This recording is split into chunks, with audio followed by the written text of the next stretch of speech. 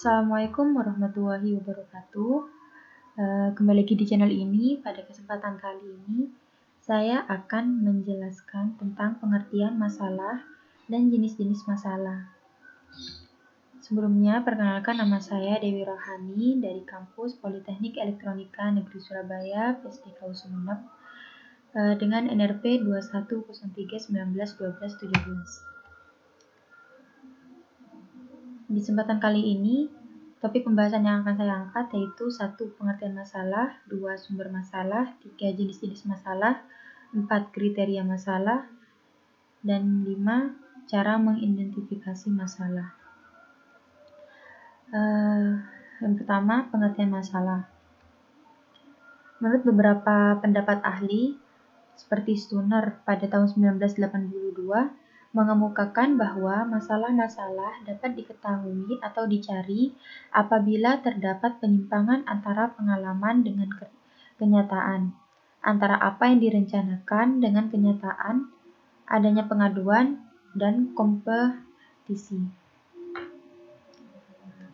Yang kedua, menurut Surya Brata pada tahun 1994, masalah merupakan kesenjangan antara harapan dengan kenyataan, antara kebutuhan dengan tersedia, antara yang seharusnya dengan yang ada.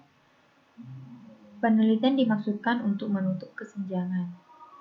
Dan yang terakhir, menurut John Dewey dan Kerlinger, secara terpisah memberikan penjelasan mengenai masalah berupa kesulitan yang dirasakan oleh orang awam maupun seorang peneliti. Kesulitan ini menghalangi tercapai sebuah tujuan, baik itu tujuan individu maupun sebuah kelompok. Masalah dalam penelitian diekspresikan dalam bentuk kalimat tanya, bukan kalimat pernyataan. Masalah dalam ini selanjutnya dijawab melalui penelitian. 2. Sumber masalah. Menurut James H. Macmillan dan Schumacher, masalah dapat bersumber dari 1. Observasi, 2. Dedukasi dan teori, 3. Kepustakaan, 4. Masalah sosial, 5. Situasi praktis, dan yang terakhir pengalaman pribadi. Observasi merupakan jenis masalah yang didapat dari proses pengamatan pada sebuah objek terkait dari kuantitas atau kausalitas. Masalah dalam bentuk observasi kebanyakan berasal dari hubungan antara beberapa aspek yang belum memiliki penjelasan yang memadai. Oleh sebab itu, dilakukan begitu saja tanpa ada pertimbangan ilmiah. Dedukasi dan teori. Dalam penelitian akan menghasilkan banyak sekali teori. Biasanya beberapa teori akan saling menguatkan atau saling melemahkan satu dengan yang lain, namun harus dibuktikan dengan praktik lapangan.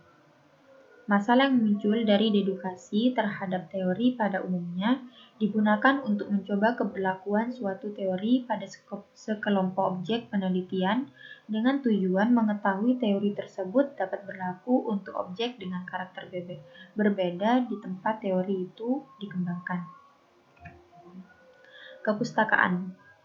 Hasil penelitian memungkinkan memberi rekomendasi yang diperlukan dalam penelitian ulang. Penelitian ulang dapat meningkatkan validalitas suatu penelitian. Laporan penelitian seringkali merekomendasikan kepada peneliti lain untuk penelitian lanjutan. Masalah sosial. Untuk mendapat suatu masalah, terkadang masalah di sekitar kita dapat menjadi sumber penelitian. Hasil sangat diperlukan untuk dijadikan dasar pembuatan keputusan lebih lanjut. Situasi praktis. Situasi praktis adalah masalah yang muncul setelah sebuah program akan dilaksanakan, sedang dalam proses pelaksanaan atau setelah selesai dilaksanakan. Untuk mendapatkan masalah dalam situasi praktis, maka diperlukan adanya evaluasi. Hasil ini dijadikan landasan dalam membuat keputusan. Pengalaman pribadi. Pengalaman pribadi dapat menimbulkan masalah yang memerlukan sebuah jawaban empiris untuk mendapatkan pemahaman yang lebih mendalam. Menurut Purwanto, tahun 2010. Masalah dalam penelitian pendidikan dapat diperoleh dari berbagai sumber yang terkait dengan bidang pendidikan. Menurut Soekardi pada tahun 2009, yang antara lain 1. Pengalaman seseorang atau kelompok, 2. Lapangan tempat bekerja, 3. Laporan hasil penelitian, 4. Sumber-sumber yang berasal dari pengetahuan orang lain. Selanjutnya, yang ketiga, jenis-jenis masalah. Menurut Sugiono pada tahun 2019, masalah itu bisa dibedakan menjadi 3, yaitu 1. Permasalahan deskriptif, 2. Permasalahan komparatif, dan ketiga permasalahan asosiatif. Kita bahas permasalahan deskriptif itu merupakan permasalahan dengan variabel mandiri. Dalam penelitian ini, peneliti tidak membuat perbandingan, melainkan hanya mencari hubungan variabel. Jika permasalahan komparatif merupakan permasalahan dengan membandingkan variabel yang berbeda pada waktu yang berbeda. Sedangkan permasalahan asosiatif merupakan rumusan masalah penelitian yang bersifat menanyakan hubungan dua variabel atau lebih. Terdapat 3 bentuk hubungan, yaitu simetris, kasual, dan interaktif atau timbal balik. 4. Kriteria masalah. Ada 3 kriteria untuk menentukan permasalahan yang baik dan pernyataan masalah yang baik. Menurut Kerlinger tahun 2006, yaitu 1. Masalah harus mengungkapkan suatu hubungan antara dua variabel atau lebih. 2. Masalah harus dinyatakan secara jelas dan tidak ambigu dalam bentuk pernyataan. 3. Masalah dan pernyataan harus dirumuskan dengan cara tertentu yang menyeratkan adanya pengujian yang empiris. Dan yang terakhir, cara mengidentifikasi sebuah masalah. Mengidentifikasi masalah penelitian dilakukan untuk menentukan masalah mana yang perlu segera dicari penyelesaiannya. Menurut Ahmad Nursanto, dalam mengidentifikasi masalah perlu memperhatikan hal-hal sebagai berikut.